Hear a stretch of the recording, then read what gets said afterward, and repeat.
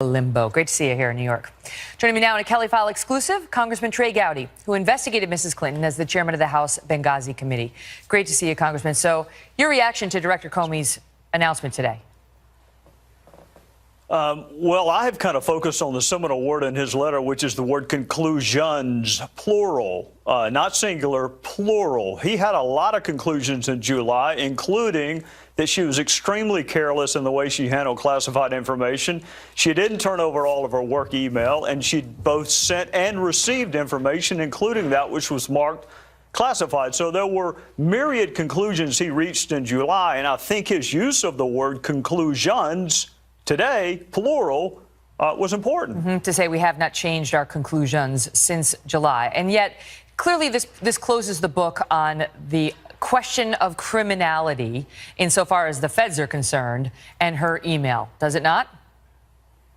I don't think so, Megan. I think it closes the book based on what they know now. But, 10 days ago, we didn't know that Uma Abedin had failed to turn over all of her devices. Investigations are never over unless a statute of limitations has expired or unless jeopardy has attached.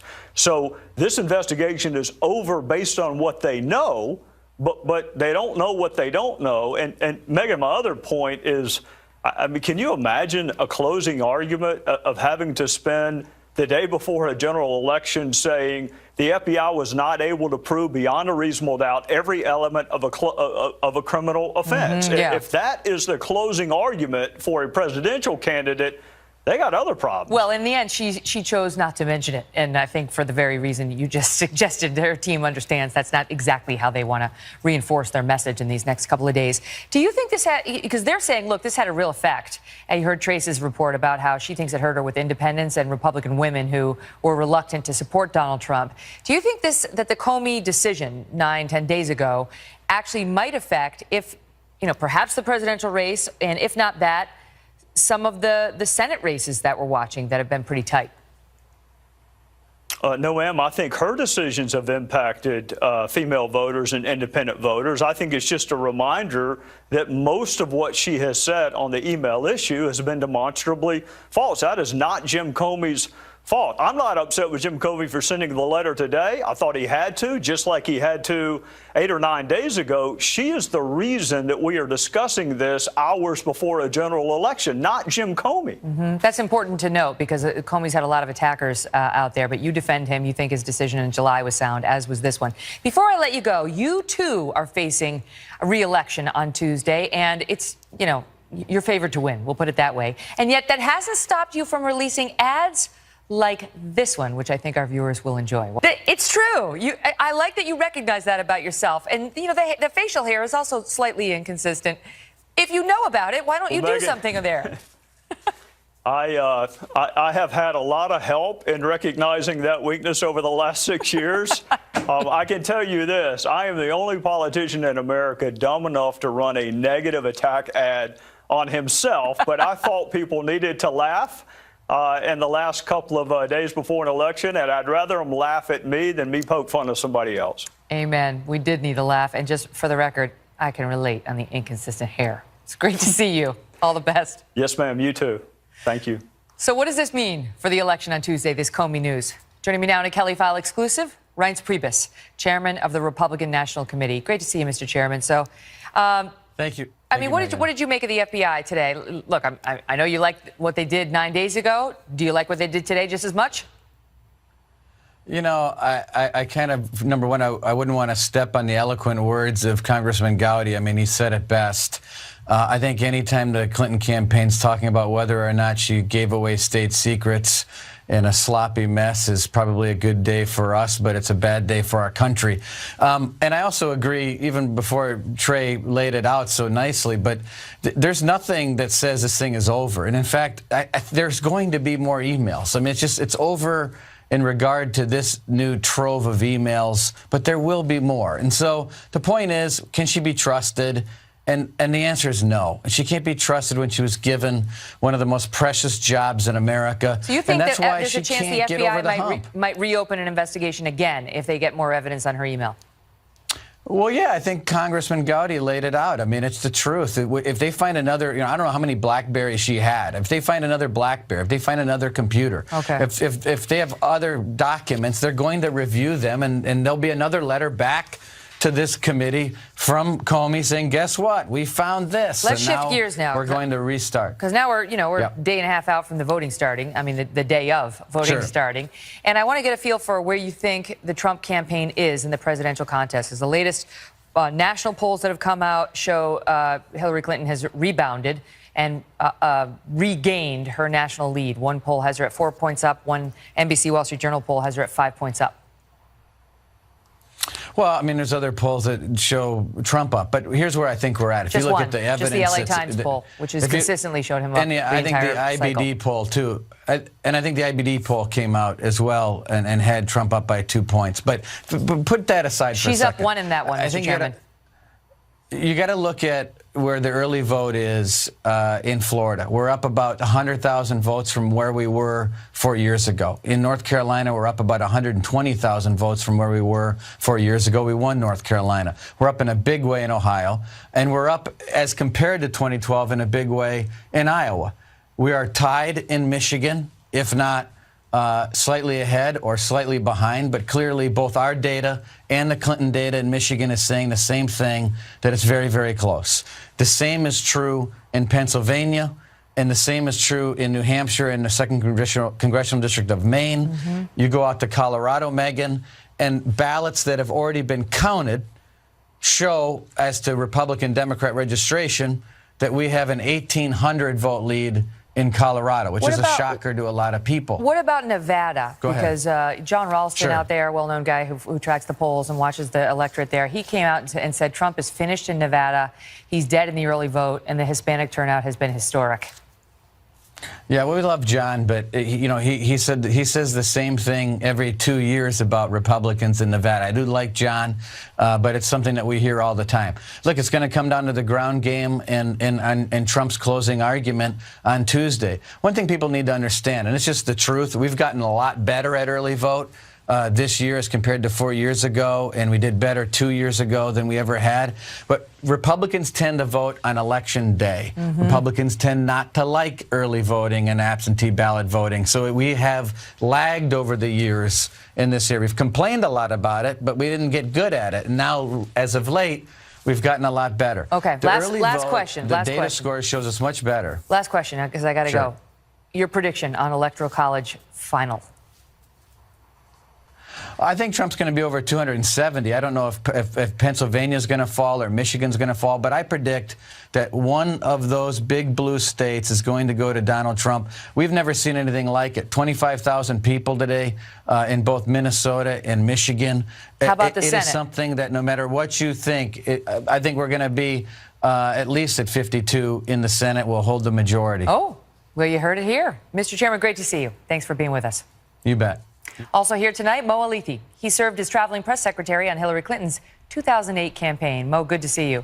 So let's just pick up with that point that the two Republicans who were just on made, which is any day she's talking about, I'm not facing criminal charges for jeopardizing national security. And as it came out today, letting her maid print out classified documents on her apartment and walk them over to her is a bad day for Hillary Clinton. What say you?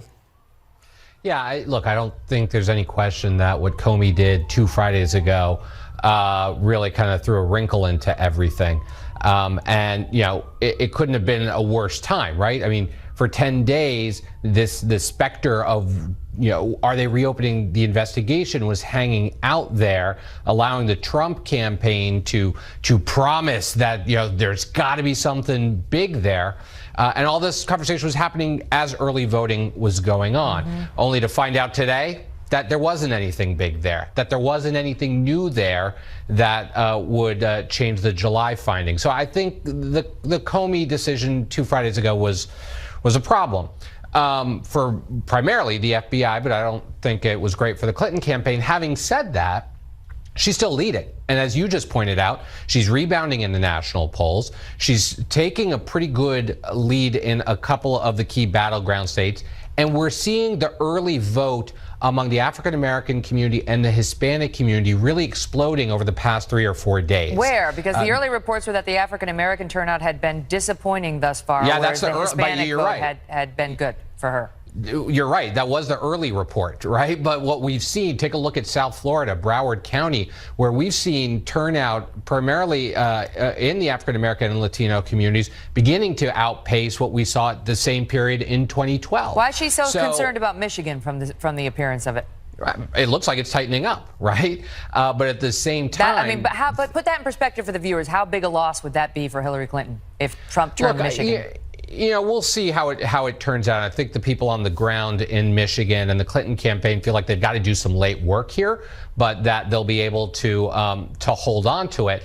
Having said that, you know, it could flip. It could go red this time, which is why they're fighting so hard for it at the end. But even if she does lose Michigan, and this is an important point, even if she does lose Michigan, the way the map is looking right now, Trump has to run the table in a bunch of states that right now it does not look like he'll be able to do.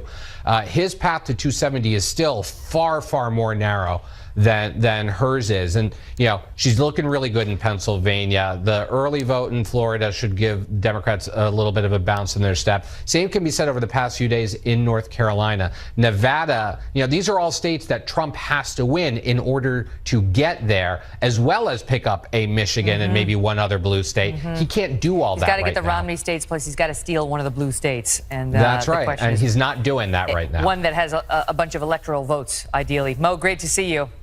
You too. Almost there. Donald Trump and Hillary Clinton locked in a high-stakes game of chess over a couple of key swing states that could decide it all come Tuesday night. Two of the country's top political analysts are next on the latest numbers from those hotspots. Plus, Steiwalt is here. Look at that picture. Doesn't it just make you love him? With a state-by-state cheat sheet for election night and when we're likely to know who has won the White House.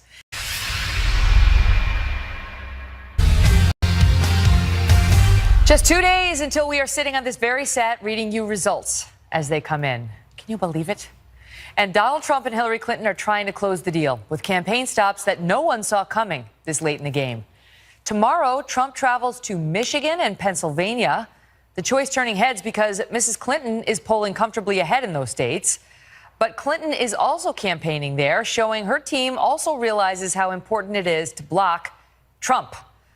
Politico noting in a column over the weekend that along with victories in North Carolina, Florida, and Ohio, two paths to victory for the New York businessman must include winning either Pennsylvania or Michigan. We've got Rick Leventhal live in Pennsylvania tonight, but we begin with our chief political correspondent, campaign Carl Cameron, live in Sterling Heights, Michigan. Carl? Hi, Megan. Well, just as Mitt Romney's electoral college map in 2012 has to be matched by Donald Trump, and he has to get some blue states. If Barack Obama's 2012 results are what Hillary gets, she wins. The Trump campaign is painfully aware of that, and today, every single state that he was in, including where he woke up and where he will go to bed, is a blue state won by Barack Obama. He was in Colorado last night, so that's where he got up this morning. And today, he's visited Iowa, Minnesota, Michigan. He's on his way to Pittsburgh in Pennsylvania now, and then there'll be another rally after that in Virginia. All of them states won by Barack Obama. Why is he going to these places as opposed to nailing down North Carolina, a red state he has to defend, or Ohio, a red state he has to defend? Because he desperately needs to find those blue states that he can actually pull off a victory in. Pennsylvania's been a little bit rough. Florida is still a tie. But the Trump campaign believes they've got what they refer to as an undervote swelling. Not registered in the polls, not recognized by the media, but the great silent majority is how Trump has described it already, that those people are beginning to show up at the rallies, that the momentum continues to grow, and that the media and the opposition just don't see how enthusiastic the Trump supporters are as compared to the Clinton folks. It was a huge rally tonight in Detroit.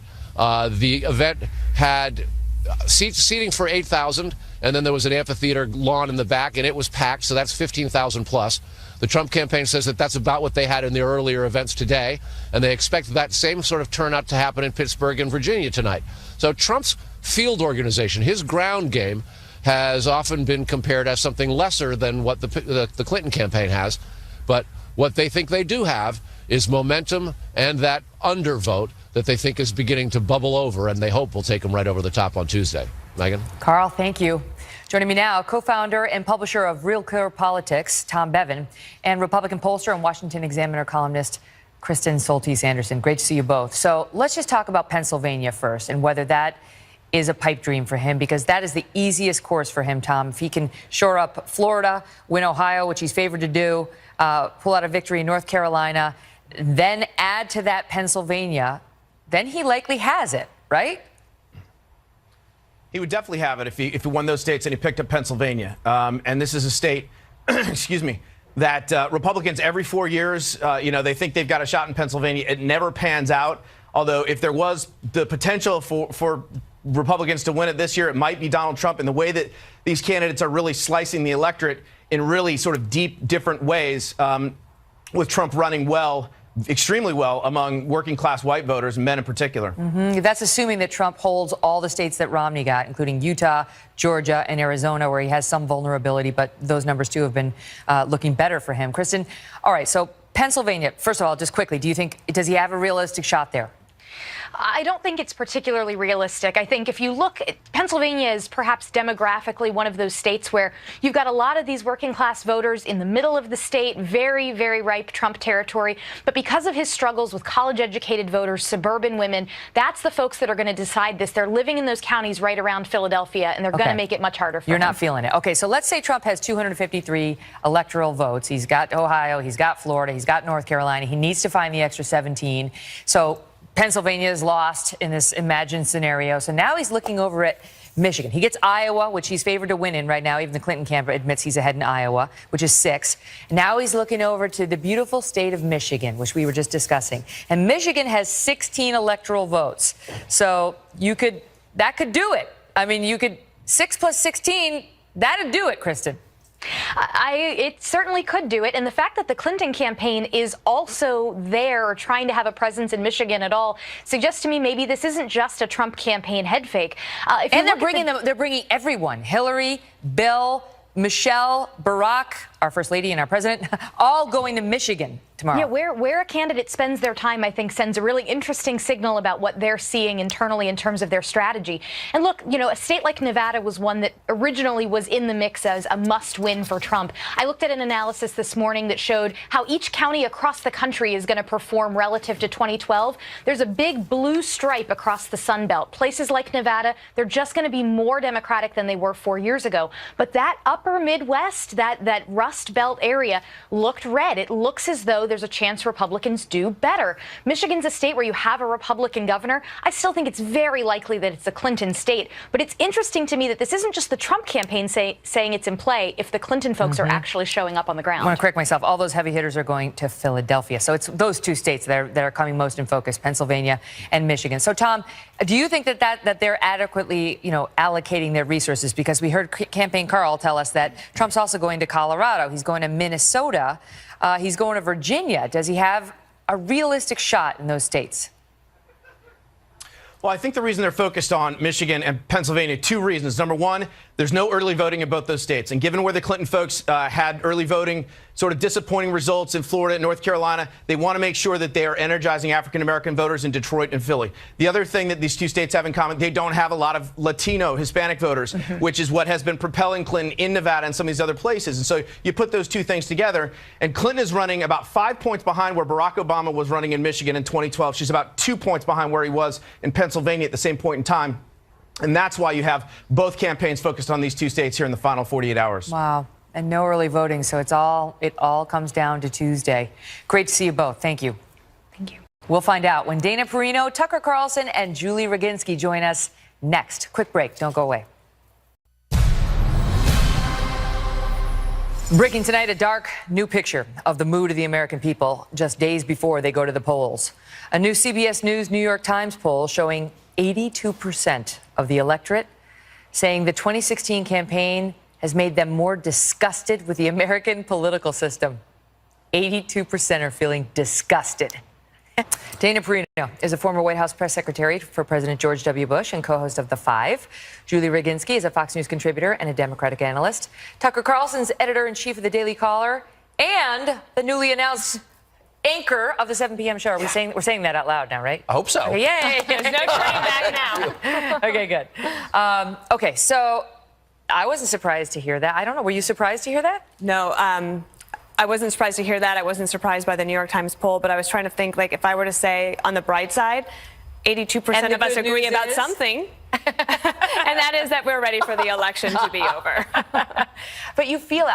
I have to say, you feel it on the streets. You feel it at the cocktail parties. You feel it in going out to dinner with friends. Just this malaise that's overcome people about this election. Ron? Oh, yeah. And dividing not just the country, but families and friends. Yeah. And I have to say, you're such a good person to see the bright side in this. Like normally, in a normal year, this would help the insurgent candidate, and it would hurt the incumbent. Hillary Clinton's, in effect, the incumbent. She's running as a third term, really, of President Obama. And so it would be a no-brainer that this kind of voter discontent would help Trump. The wild card in this is Trump himself. And you heard it in this focus group. There are people who say he's morally disqualified from running. And so it does make it much more complicated than it would normally be. But in any other year, it would not even be close. Mm-hmm. And then you have, like, by-the-minute news breaking that bums people out further, right? Like, even today, Jen Palmieri, the communications director for Hillary, came out and said, if WikiLeaks drops something else, it's like Probably some fake. whopper. It's definitely, almost certainly, like, highly likely fake. And so that may or may not work, but the drip, drip, drip of WikiLeaks and the FBI and Trump and the women, and it just bums people out. And who are these 18% that disagree with this finding? That's what I want to, except for Dana Perino, who tries to find the good in everybody. Who are these 18%? National Geographic came out with something over the summer that said this year is going to be 1 second longer than normal years. And I felt like I can't have this election go on 1 extra second. How about today, losing an hour? An hour. Today it's added over. an hour to the, I mean, I guess gaining an hour. This dumpster fire needs to end. I think we can all agree in a bipartisan But what does it fashion. mean for governing, right? Because somebody's going to win on Tuesday, Right. we hope, right? We hope it's not another Bush v. Gore. What does it mean for governing that this person will go into office with a disgusted, angry electorate? Well, can I just say one nice word about the election? No. I actually think I do. I Is it think the 18%? it's raised issues that were not raised, at least in Washington, Right. where I live. Nobody debated immigration or trade. There was a consensus, What? bipartisan. No, they didn't. I've been there my whole life. Not in Nobody, this way. They did not. But it's been so ugly. That's what It's people been are horrible. I mean, I'm not responding to. defending that part. It's disgusting. But there are issues that undergird all of this, and they have been sort of downplayed in favor of personalities, but they're still there, and that's meaningful. Back to my question. What does it mean for the next president? I think that two things have to happen. If you look back to the final Supreme Court decision and when Al Gore came out and gave his concession speech, it was considered to be largely to be gracious. Yeah. 'Cause Okay. it was a very so hard-fought that sets a tone. It doesn't mean that all the other Democrats did, like Dick Gephardt was not necessarily in that category, but Al Gore himself did. The first call that George W. Bush makes when he gets into office is to Ted Kennedy, and then to George Miller, 2 Democrats, and then by May, they were able to get the Bush tax cuts passed with a third of the Senate. Didn't he do his first remarks like from the Texas State House with the Democrat next to him? He had a pretty bipartisan world in Yeah. Texas. Actually, that was not unusual. So for either of these two candidates, I think that their posture for win or lose is really important, and they wanted this opportunity, and now they have I think the responsibility to try to bring people together. Do you agree with that, Julie? I do, and what concerns me is that you do have a candidate who's not necessarily saying he's going to concede if this election doesn't go his way. I think that is such a threat to our democratic way of life. We're not a third world banana republic. We have elections that have consequences. You win or you lose, and if he loses, I hope he does the right thing and concedes. And doesn't. his word is very powerful. I tried to get no question. that with him in the interview that I had with him, the longer one. His word to his supporters is gospel. Yep. And so if he doesn't say, if he loses, that I lost, the chances of them accepting it, you tell me. No question. They're not going to. A lot of them won't. And I think that's very damaging to our democracy. Again, I implore the people that follow him to understand that in case it doesn't go well for them on Tuesday night, it may or it may not, but if it doesn't go well for them on Tuesday night, they have to accept the fact, as I hope a lot of Democrats, including me, did when it didn't go our way in 2000, we have one president at a time. If he doesn't get elected, she'll be president. You cannot delegitimize her election. Well, what about, but go ahead, Tucker. If you care about people buying into the system, and we should, because that's a prerequisite for democracy, you need, as a first principle, to safeguard the integrity of the democracy. Like, what's the lesson? The lesson is, if there's flakiness in our electoral system, we ought to fix it. We ought to make certain. I mean, a kid in my neighborhood who's 16, in my daughter's class, just got a voter ID card from the District of Columbia tonight.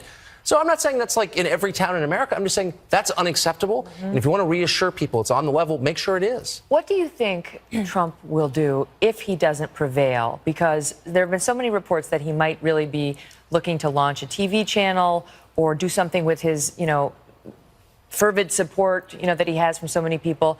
So if that's true, does it benefit him to come out and say, I lost, let's support her? Or does it benefit him to come out with the rigged, the system, drain the swamp? What do you think? Well, I don't think he's giving himself enough credit for doing what Tucker was talking about, which is exposing some very real policy problems that we have in the country, especially for the white working class. Joe Biden will say that the Democrats have forgotten them.